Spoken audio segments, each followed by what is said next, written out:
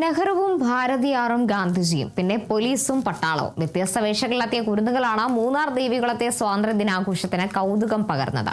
സ്വാതന്ത്ര്യദിനത്തിന്റെ വിലയും അത് സംരക്ഷിക്കേണ്ട ആവശ്യകതയും ഓർമ്മിപ്പിച്ചായിരുന്നു സബ് കളക്ടർ VM ആര്യയുടെ സന്ദേശം.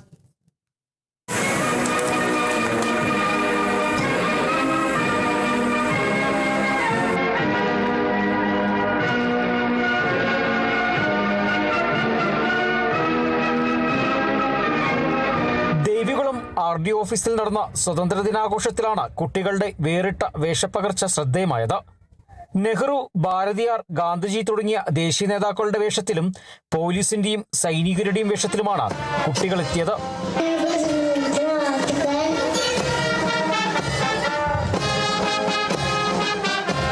കുട്ടികളുടെ വിവിധ കലാപരിപാടികളും ചടങ്ങിന് മാറ്റുകൂട്ടി.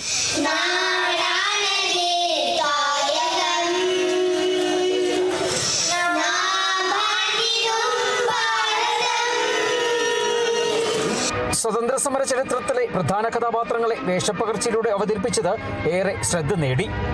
Devikulam sub collector VM Arya പതാക ഉയർത്തി.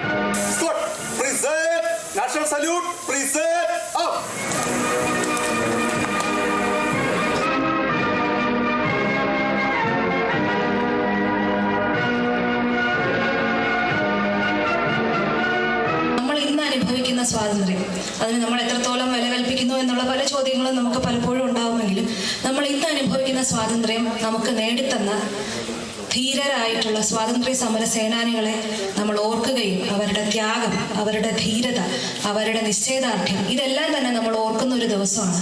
നമ്മൾക്കൊരിക്കലും പഴയതിനെ പറ്റി ഓർക്കാതെയും സ്മരിക്കാതെയും അതിൽ നിന്ന് പാഠങ്ങൾ ഉൾക്കൊള്ളാതെയും മുന്നോട്ട് പോകാൻ പറ്റില്ല.